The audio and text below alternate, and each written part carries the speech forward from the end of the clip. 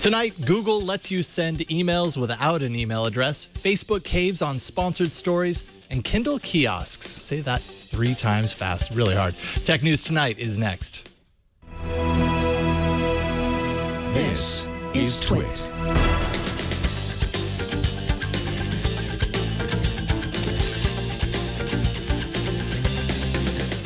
This is Tech News Tonight, Beta 4 for the 9th of January, 2014.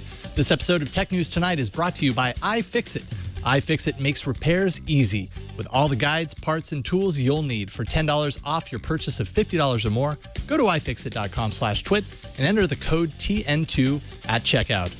I'm Jason Howell. Let's get right to the tech feed. Google has made it easier for people to send and receive email without email addresses. People you've circled on Google+, plus the contacts of those people, 2 degrees of separation there, now show up on the default menu that appears when addressing a Gmail message. By selecting someone from that menu, you can send email to them even if you don't know their email address. And likewise, anyone can send email to you from your Google+ profile page without knowing your email address. Now, Google provides several degrees of opt-out from receiving mail through Google+, ranging from no one to everyone. Facebook plans to stop serving up sponsored stories. The company announced the change in a blog post to advertisers today. Sponsored stories happens when a Facebook friend clicks like on the page of a Facebook advertiser. Ads from that company can show up in your feed, apparently endorsed by the friend. Facebook launched a sponsored stories in early 2011, and they've been controversial and the subject of a class action lawsuit. Sponsored stories will stop April 9th, according to the Post. Now, Amazon is testing the selling of Kindle products to passersby in Kindle kiosks. These experimental kiosks can be found in a few airports and shopping centers.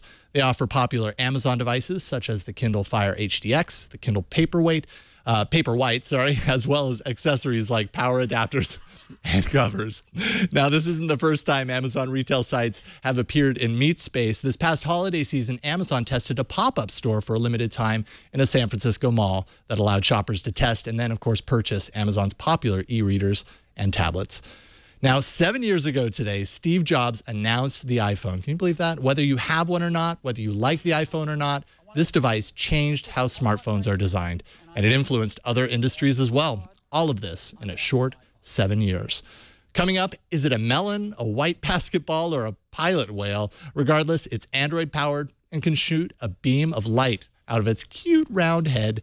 And next, Twit's father, Robert Ballester, joins us live here at the desk for a wrap-up of the trends he saw firsthand at CES. But first, this episode of Tech News Tonight is brought to you by iFixit, makers of the ProTech Toolkit. The ProTech Toolkit contains 70 tools to help you with almost any repair or project.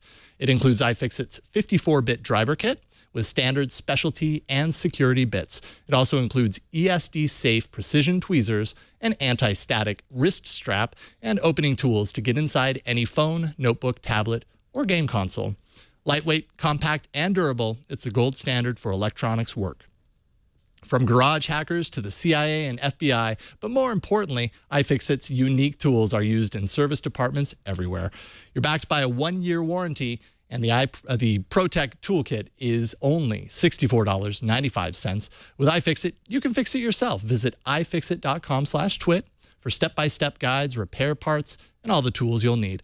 Enter the code TN2 at checkout to save $10 off any purchase of $50 or more. It's ifixit.com/twit. All right, so we have here, sitting right next to me in Meat Space, Father Robert Ballester, Twit's very own. It's good to have you back, sir.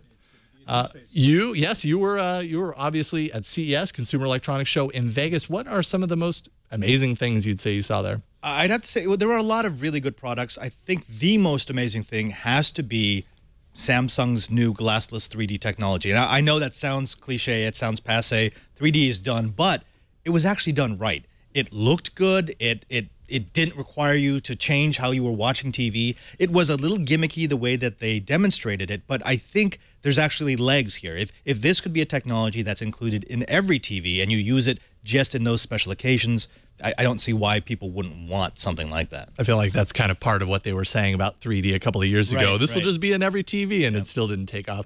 What are the biggest trends that you saw while you were there? I think there's a couple of trends. The first one has to be, and I'm not going to call it the Internet of Things, but I'm going to call it the connectedness of devices. You're seeing more and more manufacturers reaching across the borders to make their devices work with other things, not just with an iPhone, not just with an Android phone, not just with their proprietary module, but with everything. And I think they're starting to realize that's the cost of doing business. The second trend, and I mentioned this on TNT, is the rise of the amateur content creator. We saw it everywhere. You saw people walking around with small camera packs and with small broadcast packs, not the big networks. You also saw CES itself giving amateurs the tools and the connections they need to broadcast from the show. So I think we've sort of turned that corner where they realize there will always be room for the big players, but people are really looking towards the amateurs to find out what's hot. That's awesome. Good to hear, because more content is better. What about the biggest obstacles you think are facing kind of emerging technology that you saw at CES? Yeah, okay. I think honestly the biggest obstacle has to be the flip side of what I talked about with connected everything. Now, if you release a device or a product or an app, a service that isn't connected to everything, it's just almost automatically dismissed. Okay. And finally, this is kind of the big kicker question here. How relevant is Consumer Electronics Show in today's kind of tech marketplace? I got to tell you, Jason, that is a concern because attendance was down. You could see it. The halls weren't as crowded. I know that the storm in the East really may have cut down the attendance, but I think the relevance of the CES will not be the number of people that are there, but rather now the products that are going to get birthed. There were prototypes. There were new pieces of tech, new genres of tech that may now see the light of day because CES isn't just an iPhone and iPad case show. Excellent. Well, Father Robert, you've been very busy. Go get some rest. I'm going to sleep. Right on. And finally, just what you've always wanted, an Android-powered video projector robot thing. It's our Keecker. That's right. This is the Keecker. It can be controlled by your smartphone to wheel itself wherever you choose, or it can follow you around like a drunk little robot and instantly turn any blank wall into a screen. At 1280 by 800 resolution and 1,000 lumens of light, it's bright enough to be your screen even when the lights are on. Because it's running Android 4.2 Jelly Bean, it will have native access to streaming services like Netflix and Hulu Plus, as well as games all through the Play Store. But think twice about pulling that wallet out, because its projected price is around $4,000 to $5,000 when it ships in Q4 2014. That's enough to make me kick this Keecker to the curb. Ba-dum-boom, psh. That's it for this edition of Tech News Tonight. If you haven't already, don't forget to subscribe to this podcast at twit.tv/TN2. Our next newscast is tomorrow at 10 a.m. Pacific. I'm Jason Howell.